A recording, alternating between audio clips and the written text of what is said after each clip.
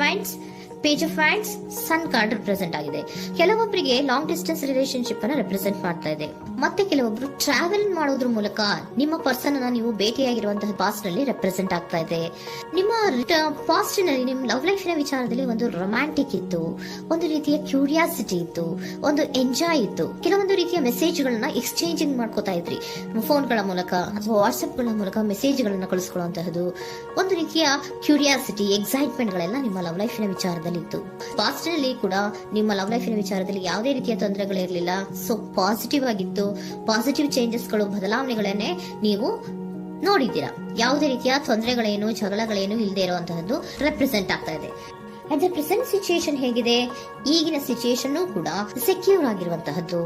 ನಿಮ್ಮ love life ನ ವಿಚಾರದಲ್ಲಿ ಅಟ್ ಪ್ರೆಸೆಂಟ್ ಅಲ್ಲೂ ಕೂಡ, ಈ ಹಿಂದೆನೂ ಕೂಡ ನಿಮಗೆ ಚೆನ್ನಾಗೇ ಇತ್ತು, ಈಗಲೂ ಕೂಡ ಪ್ರೆಸೆಂಟ್ ಅಲ್ಲಿ ನಿಮಗೆ ಕಿಂಗ್ ಆಫ್ ಪ್ಯಾಂಟಿಕಲ್ ರೆಪ್ರೆಸೆಂಟ್ ಆಗ್ತಾ ಇರೋದ್ರಿಂದ ನಿಮಗೆ ಲವ್ ಲೈಫ್ ನ ವಿಚಾರದಲ್ಲಿ ಚೆನ್ನಾಗೇ ಇದೆ. ಸೊ ಒಂದು ಭದ್ರತೆ ಇದೆ.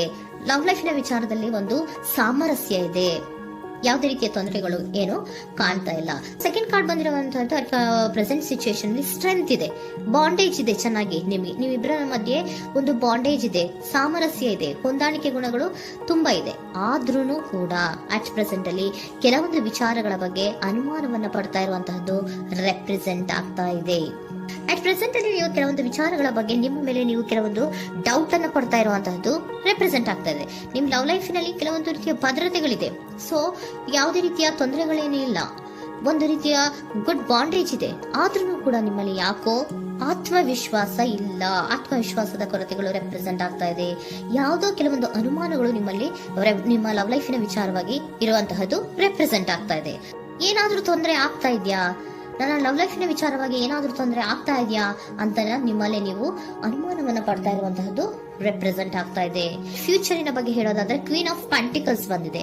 ಕ್ವೀನ್ ಆಫ್ ಪ್ಯಾಂಟಿಕಲ್ಸ್ ಬಂದಿರುವಂತಹದ್ದೇನು, ಒಂದು ರೀತಿಯ ಪೋಷಣೆಯನ್ನ ಮಾಡುವಂತಹದ್ದು ರೆಪ್ರೆಸೆಂಟ್ ಆಗ್ತಾ ಇದೆ. ಯಾಕಂದ್ರೆ ನಿಮ್ಮ ಲವ್ ಲೈಫ್ ನ ವಿಚಾರವಾಗಿ ಅಟ್ ಪ್ರೆಸೆಂಟ್ ಅಲ್ಲಿ ಕೆಲವೊಂದು ವಿಚಾರಗಳಲ್ಲಿ ಸ್ಟೇಬಲ್ ರಿಲೇಶನ್ಶಿಪ್ ಅಲ್ಲಿ ಇದ್ರೂ, ಒಂದು ಗುಡ್ ಬಾಂಡೇಜ್ ಇದ್ರೂ ಕೂಡ ನೀವ್ ಯಾಕೋ ಕೆಲವೊಂದು ವಿಚಾರಗಳ ಬಗ್ಗೆ ಅನುಮಾನವನ್ನ ಪಡ್ತಾ ಇರುವಂತಹದ್ದು, ಅದನ್ನ ರಕ್ಷಣೆ ಮಾಡೋದ್ರೊಳಗೆ ಹೆಚ್ಚು ಗಮನವನ್ನ ಕೊಡ್ತಾ ಇರುವಂತಹದ್ದು ರೆಪ್ರೆಸೆಂಟ್ ಆಗ್ತಾ ಇದೆ. ಇಮಿಡಿಯೇಟ್ ಫ್ಯೂಚರಿನ ಬಗ್ಗೆ ಹೇಳೋದಾದ್ರೆ ನೀವೊಂದು ರೀತಿಯ ಪೋಷಣೆಗಳನ್ನ ಮಾಡುವಂತಹದ್ದು, ನಿಮ್ಮ ಲವ್ ಲೈಫಿನ ವಿಚಾರವಾಗಿ ಕೆಲವೊಂದು ರೀತಿಯ ಹೆಚ್ಚು ಗಮನವನ್ನ ಕೊಡುವಂತಹದ್ದು, ಯಾವುದೋ ನಿಮ್ಮ ವಿಚಾರಗಳಲ್ಲಿ ಹಿಡಿತದಲ್ಲಿ ಏನ್ ಇಟ್ಕೊಂಡಿದ್ರೋ, ನಿಮ್ಮ ಪೊಸೆಸಿವ್ನೆಸ್ ಅನ್ನ ಏನ್ ಇಟ್ಕೊಂಡಿದ್ರೋ, ಯಾವುದೋ ಕೆಲವು ವಿಚಾರಗಳಲ್ಲಿ ನೀವು ಬಹಳಷ್ಟು ಓಪನ್ ಅಪ್ ಆಗಿ ಮಾತಾಡದೆ, ಯಾವ ವಿಚಾರಗಳನ್ನು ಕೂಡ ಹೇಳ್ಕೊಳ್ಳದೆ, ನಿಮ್ಮಲ್ಲೇ ನೀವು ಕೆಲವೊಂದು ಬೇಜಾರುಗಳನ್ನ ಏನ್ ಇಟ್ಕೊಂಡಿದ್ರೋ ಆ ವಿಚಾರಗಳನ್ನ ನೀವು ಮಾತಾಡುವಂತಹ ಸಾಧ್ಯತೆಗಳು ಇಮ್ಮಿಡಿಯೇಟ್ ಫ್ಯೂಚರ್ ನಲ್ಲಿ ಕಾಣಿಸ್ತಾ ಇದೆ. ಯಾವುದೋ ಕೆಲವೊಂದು ವಿಚಾರ, ಯಾಕೆ ಯಾವುದೋ ಕೆಲವು ವಿಚಾರಗಳಲ್ಲಿ ನಿಮಗೆ ಅನುಮಾನಗಳು ರೆಪ್ರೆಸೆಂಟ್ ಆಗ್ತದೆ. ಲವ್ ಲೈಫಿನ ವಿಚಾರ, ಪ್ರೀತಿಯಲ್ಲಿ ಯಾವಾಗ ಅನುಮಾನಗಳು ಸೃಷ್ಟಿಯಾಗುತ್ತೋ ನಾವು ಅವಾಗವಾಗ್ಲೇ ಅದನ್ನ ಬಗೆಹರಿಸ್ಕೊಬೇಕು. ನಮ್ಮಲ್ಲೇ ಇಟ್ಕೊಳ್ಳೋದು, ಅಯ್ಯೋ ಏನಾಗ್ತಾ ಇದೆಯೋ ಅಂತ ಕೊರ್ಗೋದು ಅಥವಾ ಏನಾಗ್ಬಿಡುತ್ತೋ ಅಂತ ಭಯ ಪಡುವಂತಹದ್ದು ಏನು ಬೇಕಾಗಿಲ್ಲ. ಯಾಕಂದ್ರೆ ಲವ್ ಇರುವಂತಹದ್ದೇ ನಂಬಿಕೆಯ ಬುನಾದಿಯ ಮೇಲೆ. ಸೊ ನೀವೇನ್ ಮಾಡ್ಬೇಕು, ಏನಾದ್ರೂ ಸ್ವಲ್ಪ ಡೌಟ್ಗಳು ಬಂದಾಗ ನೀವು ಅದನ್ನ ಬಗೆಹರಿಸ್ಕೋಬೇಕು. ಯಾವ ವಿಚಾರದಲ್ಲಿ ನಿಮಗೆ ಬೇಜಾರಾಗಿತ್ತು ಅದನ್ನ ನೀವೇನ್ ಮಾಡ್ಬೇಕು, ನಿಮ್ಮಲ್ಲೇ ಇಟ್ಕೊಂಡು ಕೊರಗಬಾರ್ದು. ಓಪನ್ ಅಪ್ ಆಗಿ ಮಾತಾಡೋದ್ರ ಮೂಲಕ ನೀವು ಕ್ಲಾರಿಟಿಯನ್ನ ತಗೊಳ್ಳುವಂತದ್ದು ನಿಮಗೆ ಇಮಿಡಿಯೇಟ್ ಫ್ಯೂಚರ್ ನಲ್ಲಿ ಕಾಣಿಸ್ತಾ ಇದೆ.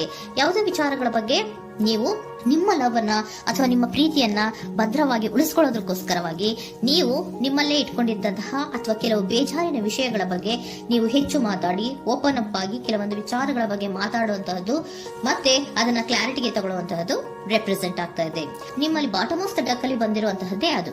ಖುಷಿಯಾಗಿರ್ಬೇಕು, ಸಂತೋಷವಾಗಿರ್ಬೇಕು, ನಮ್ಮ ಲವ್ ಲೈಫಿನ ವಿಚಾರದಲ್ಲಿ ಒಂದು ಎಂಜಾಯ್ ಇರಬೇಕು, ಮತ್ತೆ ನೆಮ್ಮದಿ ಇರಬೇಕು, ಯಾವುದೇ ರೀತಿ ಗಲಿಬಿಲಿಗಳಿರಬಾರ್ದು ಅನ್ನೋಂತಹದ್ದೇ ನಿಮ್ಮ ಎನರ್ಜಿಯಲ್ಲಿ ರೆಪ್ರೆಸೆಂಟ್ ಆಗ್ತಾ ಇರೋದು.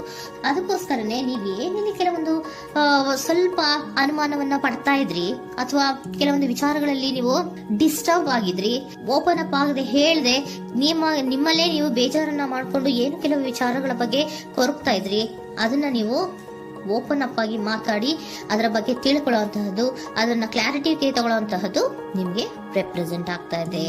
ಪಾಸ್ಟಿನಲ್ಲಿ ನಿಮ್ಗೆ ತುಂಬಾನೇ ಚೆನ್ನಾಗಿತ್ತು, ಅಟ್ ಪ್ರೆಸೆಂಟಿನಲ್ಲೂ ತುಂಬಾನೇ ಚೆನ್ನಾಗಿದೆ.